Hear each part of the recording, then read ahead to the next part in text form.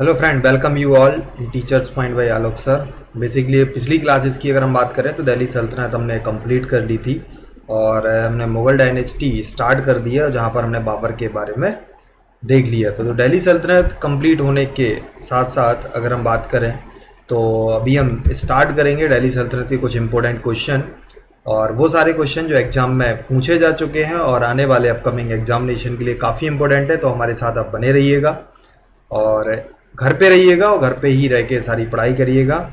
ठीक है, तो चलिए हम स्टार्ट करते हैं दिल्ली सल्तनत के इंपॉर्टेंट क्वेश्चंस के बारे में। तो जिन लोगों ने अगर हमारे चैनल को सब्सक्राइब नहीं किया है वो सब्सक्राइब कर सकता है। तो सबसे पहले हम पहले क्वेश्चन के बारे में अगर डिस्कशन करें तो पूछा गया है कि जौनपुर शहर की स्थापना किस शासक द्वारा की गई थी, यानी the city of Jaunpur was founded by. तो जौनपुर की जब हम बात करते हैं तो हमें एक चीज़ याद आती है, जौना खान। और जौना खान को जौना खान का जो नाम था दिल्ली सल्तनत में, वो मोहम्मद बिन तुगलक को हम जौना खान के नाम से जानते थे। और मोहम्मद बिन तुगलक के नाम से ही एक शहर बसाया गया था जौनपुर। और बेसिकली जौनपुर शहर जो फिरोज शाह तुगलक, जो खास तौर पे जो तुगलक डायनेस्टी के तीसरे शासक थे, जिन्होंने 1351 से 1384 ईस्वी तक दिल्ली में रूल किया और उन्होंने लगभग 6 शहर की स्थापना की थी। जैसा कि आप यहाँ देख रहे होंगे कि जो पहला पर्टिकुलर शहर था उनका नाम था हिसार, जो फिरोजा के नाम पे बसाया गया था। और आगे अगर हम बात करें, दूसरा था आपका फतेहाबाद, जो अपने पुत्र फतेह खान के नाम पर इन्होंने एक शहर बसाया था फिरोज शाह तुगलक ने। और जो तीसरे जो शहर है वो है फिरोजपुर, जो अपने ही नाम पर इन्होंने बसाया था। चौथा है फिरोज शाह कोटला, जो दिल्ली में स्थित है, ये भी आप फिरोज शाह तुगलक द्वारा बनाया गया था। पांचवा अगर हम बात करें फिरोजाबाद, जो कांच की नगरी के लिए प्रसिद्ध एक शहर है, जो खासतौर पर उत्तर प्रदेश के अंतर्गत आता है। और इसे हम ग्लास सिटी के नाम से भी जानते हैं। और ख़ासतौर पे जो चूड़ियाँ होती हैं, वहाँ का चूड़ियों का जो बिजनेस होता है सबसे ज़्यादा कहाँ पर होता है, फिरोज़ाबाद में होता है। और जो छठवीं सिटी बनाई थी फिरोज शाह तुगलक द्वारा, और उसका नाम था जौनपुर, जिसे हम सिराज ए हिंद की नाम से भी जानते हैं। बेसिकली अगर हम बात करें तो दिल्ली सल्तनत के समय पर जो सिराज ए हिंद होता था वो एक पर्टिकुलर कह सकते हैं कि जो ईरान का एक पार्ट था, जहाँ पर मुस्लिम शिक्षा के लिए जो प्रसिद्ध था, यानी वर्ल्ड की जो बेस्ट मुस्लिम जो एजुकेशन दी जाती थी वो सिराज ए हिंद ईरान में दी जाती थी। तो यहाँ पर अगर हम बात करें तो जौनपुर को जो फिरोज शाह तुगलक हैं, इन्होंने सिराज ए हिंद की भी उपाधि दी थी। और जो अपने बड़े भाई जौना खान, जिन्हें हम मोहम्मद बिन तुगलक के नाम से जानते हैं, उनके नाम पर ये शहर बसाया गया था। आगे अगर हम बात करें, नेक्स्ट क्वेश्चन है आपका, दिल्ली सल्तनत में सबसे पहले चांदी के टका का प्रचलन किसके समय हुआ। तो पूछा गया है कि दिल्ली सल्तनत में सबसे पहले जो चांदी के टका या टंका था उसका प्रचलन किस शासक के शासनकाल में हुआ। तो दिल्ली सल्तनत का जो सबसे पहला शासक था वो था आपका कुतुबुद्दीन ऐबक, गुलाम वंश के अंतर्गत आता है जो। और कुतुबुद्दीन ऐबक का ही गुलाम जो हुआ करता था, जिन्हें हम इल्तुतमिश के नाम से जानते हैं। तो इल्तुतमिश के समय पर चांदी के टका और टंके का जो प्रचलन हुआ वो दिल्ली सल्तनत में स्टार्ट हुआ। आगे अगर हम बात करें, पूछा गया है which Sufi sant of Delhi is associated the famous saying हनूज दिल्ली दूरस्त। मतलब किस प्रसिद्ध सूफी संत ने ये कहा था कि हनूज दिल्ली दूरस्त, एक प्रसिद्ध डायलॉग यूज किया था, या अभी दिल्ली दूर है। तो उनकी अगर हम बात करें, जो प्रसिद्ध आपने देखा होगा दिल्ली में जो दरगाह बनी है हजरत निजामुद्दीन औलिया की, उनके द्वारा ये बोला गया था कि अभी तो दिल्ली दूर है। बेसिकली ये जो हनूज दिल्ली दूरस्त है वो गयासुद्दीन तुगलक के लिए बोला गया था। और गयासुद्दीन तुगलक की जब हम बात करते हैं तो बेसिकली गयासुद्दीन तुगलक जब अपना खास तौर पर जो बंगाल था, बंगाल में एक विद्रोह हो गया था, ठीक है, उस विद्रोह को नियंत्रित करने के लिए जब गयासुद्दीन तुगलक बंगाल गया, तभी हजरत निजामुद्दीन औलिया के पास गयासुद्दीन तुगलक ने एक खबर भेजी कि जो 5 लाख टके इन्होंने उधार लिए थे वो वापस ले ली जाए, क्योंकि उस समय जो दिल्ली था बहुत ही फाइनेंशियल क्राइसिस से गुजर रहा था। तभी हजरत निजामुद्दीन औलिया ने एक भविष्यवाणी की थी कि अभी तो दिल्ली दूर है, आप दिल्ली पहुंचो तो पहले, ठीक है। और उनकी जो भविष्यवाणी थी वो सच हो गई थी। और हजरत निजामुद्दीन औलिया के अकॉर्डिंग कभी भी गयासुद्दीन जो तुगलक है वो कभी भी दिल्ली वापस नहीं पहुंचा था, और उसकी रास्ते में एक लकड़ी के महल के अंतर्गत डेथ हो गई थी, जिसे हम खास तौर पे उस समय दौलताबाद के नाम से जानते थे। उस शहर में इसकी क्या हो गई थी, डेथ हो गई थी। आगे अगर हम बात करें बख्तियार काकी ये जो ख़ास तौर पर कुतुबुद्दीन जो ऐबक हैं, कुतुबुद्दीन ऐबक के गुरु हुआ करते थे, कुतुबुद्दीन बख्तियार अल काकी, और इनके नाम पर इन्होंने कुतुब मीनार की नींव रखी थी।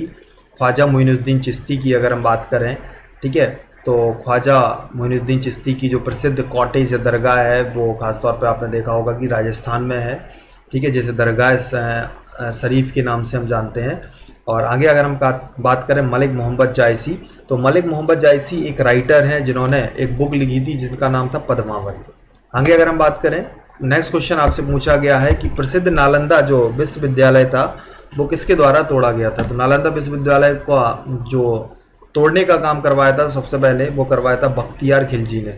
बेसिकली अगर हमें चार ऑप्शन देखें तो यल्दौज, कोबाचा, ये दोनों क्या थे, कुतुबुद्दीन ऐबक के गुलाम हुआ करते थे, ठीक है, बेसिकली सॉरी मोहम्मद गौरी के गुलाम हुआ करते थे। मोहम्मद गौरी के अनेकों गुलाम थे जिनमें से यल्दौज, कोबाचा, बख्तियार खिलजी और कुतुबुद्दीन जो ऐबक थे वो प्रमुख थे। तो बख्तियार खिलजी के द्वारा क्या करवाया गया था, प्रसिद्ध नालंदा विश्वविद्यालय को तोड़वाया गया था। आगे अगर हम बात करें तो नेक्स्ट क्वेश्चन पूछा गया है दीवान-ए-मुश्क-खराज नामक विभाग की स्थापना किसके द्वारा की थी। तो दीवान-ए-मुश्क-खराज की अगर हम बात करें तो बेसिकली एक बाजार को नियंत्रण या कह सकते हैं जो घूसखोरी या दलाली जो हुआ करती थी उसको मैनेज करने के लिए या मेंटेन करने के लिए अलाउद्दीन खिलजी द्वारा एक विभाग बनाया गया था जिसे हम बोलते हैं दीवान-ए-मुश्क-खराज, ठीक है। तो इसके विभाग की स्थापना किसके द्वारा की गई थी, अलाउद्दीन खिलजी के द्वारा। आगे अगर हम बात करें, अलाउद्दीन खिलजी द्वारा काफ़ी जो मीनारें और दरवाजे बनाए गए हैं, जो प्रमुख काम किए गए हैं वो आपके सामने देख रहे होंगे आप। तो सबसे पहले हम इन पर डिस्कस भी कर लेते हैं। ये सारी चीज़ें दिल्ली में स्थित हैं। तो अलाई मीनार अलाउद्दीन खिलजी द्वारा बनाई गई थी, दूसरा अलाई दरवाज़ा, तीसरी अगर हम बात करें सिरी किला। बेसिकली हुआ क्या था, अलाउद्दीन खिलजी के समय पर मंगोलियों का जो अटैक हुआ था उसमें मंगोलियों का जब अटैक हुआ था तो 1000 जो सैनिक थे इन्होंने एक साथ इस्लाम धर्म को मनाया था, इस्लाम धर्म को माना था। और ख़ास तौर पे अलाउद्दीन खिलजी का मानना था कि मंगोल कभी भी अलाउद्दीन खिलजी पर अटैक कर सकते हैं, तो उन्होंने अपनी सेफ्टी के लिए जो किला बनाया था उसे हम सिरी किले के नाम से जानते हैं। हौज खास में चोर मीनार का भी निर्माण अलाउद्दीन खिलजी द्वारा करवाया गया था। हुलिया और दाग प्रथा जो सिस्टम स्टार्ट किया गया था वो अलाउद्दीन खिलजी द्वारा ही किया गया था, जो खासतौर पे अपने सैनिकों की हुलिया और जो जानवर हुआ करते थे उन पर दाग लगाने की ये प्रथा थी। बाजार मूल्य निर्धारण भी किसके द्वारा करवाया गया था, अलाउद्दीन खिलजी के द्वारा। और सिर्फ इम्पोर्टेंट अगर हम बात करें जिसकी हम दीवान-ए-मुश्क-खराज की हम बात कर रहे थे, वो भ्रष्टाचार को कम करने के लिए ये डिपार्टमेंट बनाया गया था। आगे अगर हम बात करें, नेक्स्ट क्वेश्चन आपसे पूछा गया है कि दिल्ली सल्तनत में किस सुल्तान ने अपने आप को अलेक्जेंडर महान की उपाधि दी थी। तो अलेक्जेंडर अपने आप को कहने वाला दिल्ली सल्तनत का जो पहला शासक था उनका नाम था बलबन। बलबन ने अपने आप को क्या बोला था, अलेक्जेंडर, ठीक है। आगे अगर हम बात करें, नेक्स्ट क्वेश्चन आपसे पूछा गया दिल्ली सल्तनत के किस सुल्तान ने तुर्क-ए-चहलगानी या जिसे हम दल चालीसा के नाम से भी जानते हैं इस विभाग की स्थापना की थी। बेसिकली तुर्क-ए-चहलगानी जो विभाग की स्थापना की गई थी वो इल्तुतमिश के द्वारा की गई थी। और साथ ही साथ अगर हम बात करें दिल्ली सल्तनत में जो सुल्तान की जो उपाधि ली थी सबसे पहले वो किसने ली थी, वो भी आपके इल्तुतमिश के द्वारा ली गई थी। तो ये क्वेश्चन बहुत इंपॉर्टेंट हो जाता है, तो कि तुर्क-ए-चहलगानी या दल चालीसा जो 40 लोगों का विभाग हुआ करता था, जो पर्टिकुलर पूरे जो प्रांत होते थे उनकी जो देखरेख करते थे और उनका नियंत्रण जो किसके हाथ में होता था, इन 40 लोगों के हाथ में होता था। और इस विभाग की स्थापना किसके द्वारा की गई थी, इल्तुतमिश के द्वारा की गई थी। आगे अगर हम बात करें, पूछा गया है रजिया सुल्तान का मकबरा कहाँ स्थित है। बेसिकली हुआ क्या था कि रजिया सुल्तान की जो मृत्यु हुई थी वो दल चालीसा के 40 लोगों द्वारा की गई थी। 40 लोगों द्वारा जब रजिया सुल्तान की जो खास तौर पर डेथ की गई थी, जब रजिया सुल्तान अपने जो आपने देखा सुना होगा, जब आपने अगर प्रीवियस क्लास देखी होंगी तो वहाँ पे हमने डिस्कस किया था कि रजिया सुल्तान अल्तुनिया के साथ जब वापस दिल्ली आ रही थी। बेसिकली रजिया सुल्तान को बेसहा मोहब्बत हुआ करती थी, इनका ही एक जो घोड़ों की रखवाली उस समय किया करता था, ठीक है, इल्तुतमिश के समय पर। तो उसका नाम था याकूत खान। याकूत खान से इसको बेसहा मोहब्बत थी। और लेकिन जब अल्तुनिया ने विद्रोह कर दिया उसे नियंत्रित करने के लिए याकूत खान और रजिया सुल्तान अल्तुनिया से मिलने पहुंचे और तभी अल्तुनिया ने याकूत खान की हत्या कर दी और रजिया से विवाह कर लिया। और जब दिल्ली वापस लौट रहे थे तो रास्ते में ही हरियाणा के कैथल नामक स्थान पर दल चालीसा के 40 लोगों के षड्यंत्र के अकॉर्डिंग इसे मार दिया गया था। तो रजिया सुल्तान का जो मकबरा है वो कहाँ पर है, कैथल नामक स्थान पर है। क्लियर। आगे अगर हम चलते हैं तो नेक्स्ट क्वेश्चन आपसे पूछा गया है कि बलबन को उलूग खां की उपाधि किसके द्वारा दी गई। बेसिकली जो बलबन था जिन्हें रक्त और लौह की जो नीति अपनाई थी, ठीक है, और इस बलबन को जो उलूग खान यानी विश्व का खान की जो उपाधि दी गई थी वो किसके द्वारा दी गई थी, नसरुद्दीन महमूद के द्वारा दी गई थी। आपको ये भी याद रखना है कि बलबन को जो उलूग खान या संपूर्ण विश्व का खान की जो उपाधि दी गई थी वो किसके द्वारा दी गई थी, नसरुद्दीन महमूद के द्वारा दी गई थी। आगे अगर हम चलते हैं तो नेक्स्ट क्वेश्चन पूछा गया आपसे सिजदा और जो पाइवोस सिस्टम होता है। बेसिकली सिजदा और पाइवोस का मतलब होता है, सिजदा का मतलब होता है घुटनों के बल बैठना और पाइवोस के का मतलब होता है पैरों को चूमना। सिजदा और जो पाइवोस जो सिस्टम था वो चालू करने वाला जो शासक था दिल्ली सल्तनत में उसका नाम था बलबन, यानी बलबन ने सिजदा और पाइवोस सिस्टम चालू किया था। और अगर हम बात करें तो इसका सिजदा और पाइवोस सिस्टम जो अंत हुआ दिल्ली सल्तनत में वो खासतौर पर जो लास्ट आपकी मुगल डायनेस्टी जो होती है, ठीक है, मुगल डायनेस्टी में जो अंत में आपका इसका सिजदा और पाइवोस सिस्टम को बंद किया गया और वहाँ पर जो खास तौर पे शासक हुआ करते थे, जैसे कि आपने देखा होगा कि अगर हम चलो उसको हम अभी रिसेंटली आप देख रहे हैं कि मुगल क्लासेस चल रही है, वहाँ पे हम सारी चीज़ें डिस्कस करेंगे, ठीक है, तो वहाँ पर आप सारी चीज़ें क्लियर हो जाएंगी कि मुगल डायनेस्टी में सिजदा और पाइवोस सिस्टम को ख़त्म किया गया था। आगे अगर हम बात करें तो पूछा गया है दिल्ली में मुगलपुर जो शहर है उसकी स्थापना किसके द्वारा की गई थी। तो मुगलपुर शहर की खास तौर पर हम बात करें तो यहाँ पर इस शहर की स्थापना अकबर, बलबन और बाबर तीनों में से किसी भी मुगल बादशाह के समय पर नहीं हुई है। और बेसिकली मुगलपुर से आपको याद रखना है कि किसी भी मुगल बादशाह द्वारा इस शहर की स्थापना नहीं की गई है। किसके द्वारा की गई थी, जलालुद्दीन फिरोज खिलजी। जलालुद्दीन फिरोज खिलजी जो कह सकते हैं अलाउद्दीन जो खिलजी थे उनके फादर भी हुआ करते थे और ख़ास तौर पे चाचा भी जलालुद्दीन फिरोज खिलजी हुआ करते थे अलाउद्दीन खिलजी के, ठीक है। तो जलालुद्दीन फिरोज खिलजी ने किसकी स्थापना की थी, मुगलपुर शहर की स्थापना की थी।